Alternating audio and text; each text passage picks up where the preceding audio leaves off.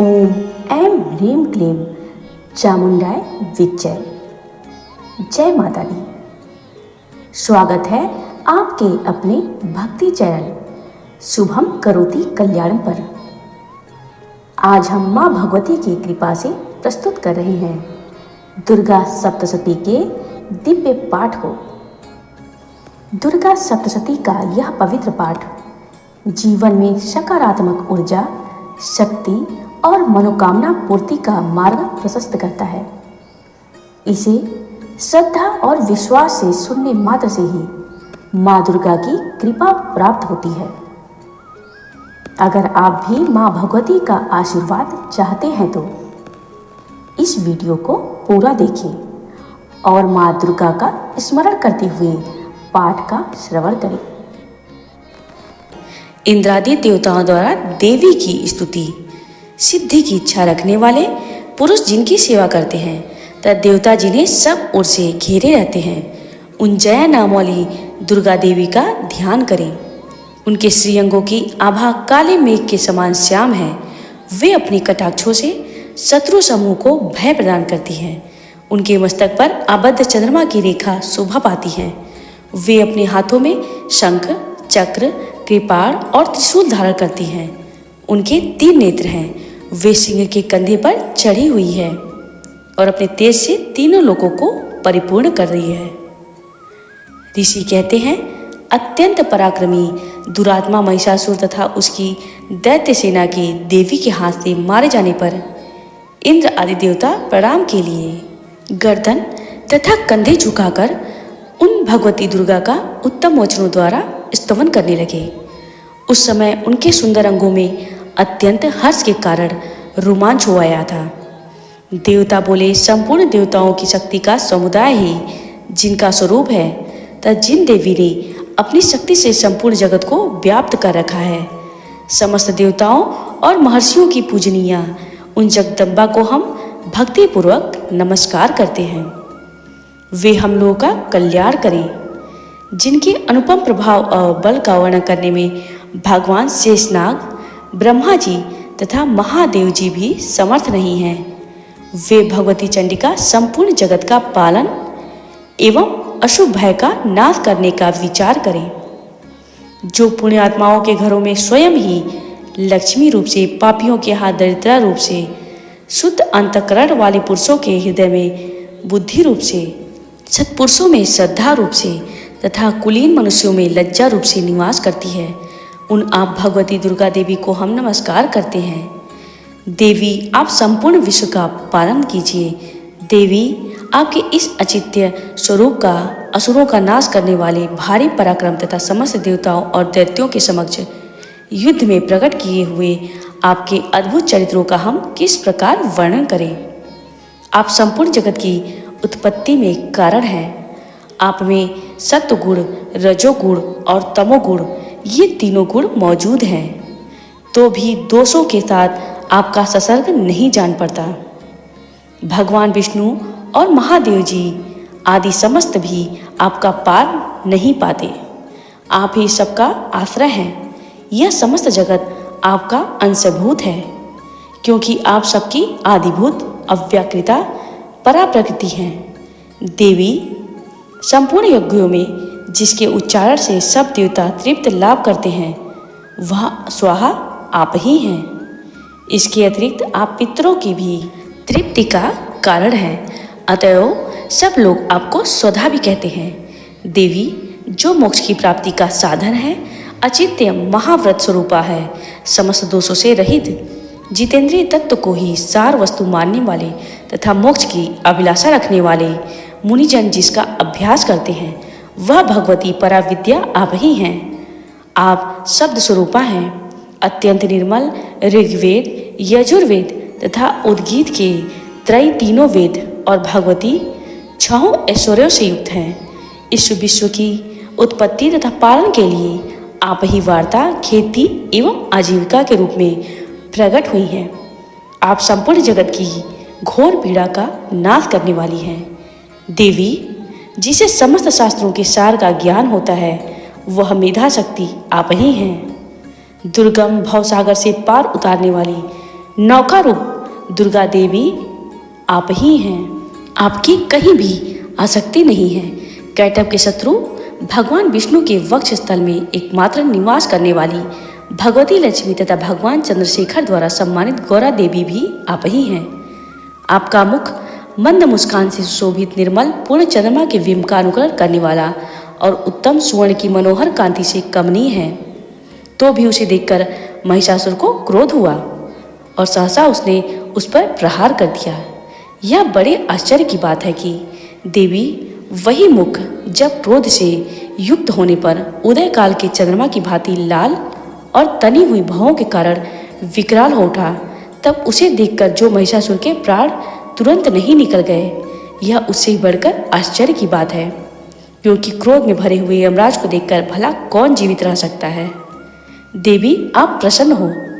परमात्मा स्वरूपा आपके प्रसन्न होने पर जगत का अभ्युदय होता है और क्रोध में भर जाने पर आप तत्काल ही कितने कुलों का सर्वनाश कर डालती हैं। यह बात अभी अनुभव में आई है, क्योंकि महिषासुर की इस विशाल सेना क्षण भर में आपके कोप से नष्ट हो गई है। सदा अभ्युदय प्रदान करने वाली आप जिन पर प्रसन्न रहती हैं, वे ही देश में सम्मानित हैं। उन्हीं को धन और यश की प्राप्ति होती है।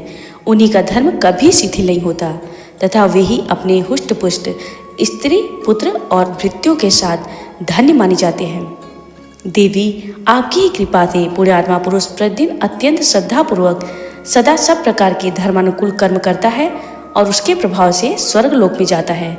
इसलिए आप 3 लोकों में निश्चय ही मनोवांछित फल देने वाली हैं।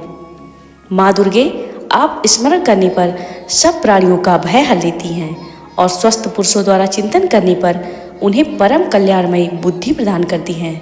दुख दरिद्रता और भय हरने वाली देवी आपके सिवा दूसरी कौन है जिसका चित्त सबका उपकार करने के लिए सदा ही दयार्द रहता हो। देवी इन राक्षसों के मारने से संसार को सुख मिले तथा ये राक्षस चिरकाल तक नरक में रहने के लिए भले ही पाप करते रहे हों, इस समय संग्राम में मृत्यु को प्राप्त होकर स्वर्गलोक में जाए, निश्चय ही यही सोचकर आप शत्रुओं का वध करती हैं। आप शत्रुओं पर शस्त्रों का प्रहार क्यों करती हैं? समस्त असुरों को दृष्टिपात मात्र से ही भस्म क्यों नहीं कर देती? इसमें एक रहस्य है, ये शत्रु भी हमारे अस्त्र शस्त्रों से पवित्र होकर उत्तम लोकों में जाएं। इस प्रकार उनके प्रति भी आपका विचार अत्यंत उत्तम रहता है। खड्ग के तेज पुंज की भयंकर दीप्ति से तथा आपके त्रिशूल की अग्रभाग की घनीभूत प्रभा से चौधिया कर जो असुरों की आंखें फूटी नहीं गई, उसमें कारण यही था कि वे मनोहर रश्मियों से युक्त चंद्रमा के समान आनंद प्रदान करने वाले आपके इस सुंदर मुख का दर्शन करते थे। देवी आपका शील दुराचारियों के बुरे बर्ताव को दूर करने वाला है। साथ ही यह रूप ऐसा है जो कभी चिंतन में भी नहीं आ सकता और जिसकी कभी दूसरों से तुलना भी नहीं हो सकती तथा आपका बल और पराक्रम तो उन दैत्यों का भी नाश करने वाला है जो कभी देवताओं के पराक्रम को भी नष्ट कर चुके थे। इस प्रकार आपने शत्रुओं पर भी अपनी दया ही प्रकट की है। वरदायिनी देवी आपके इस पराक्रम की किसके साथ तुलना हो सकती है तथा शत्रुओं को भय देने वाला एवं अत्यंत मनोहर ऐसा रूप भी आपके सिवा और कहाँ है। हृदय में कृपा और युद्ध में निष्ठुरता, ये दोनों बातें तीनों लोगों के भीतर केवल आप में ही देखी गई है। माता, आपने शत्रुओं का नाश करके इस समस्त त्रिलोकों की रक्षा की है। उन शत्रुओं को भी युद्ध भूमि में मारकर स्वर्गलोक में पहुंचाया है तथा उन्मत्त दैत्यों से प्राप्त होने वाले हम लोगों के भय को भी दूर कर दिया है। आपको हमारा नमस्कार है। देवी आप शूल से हमारी रक्षा करें।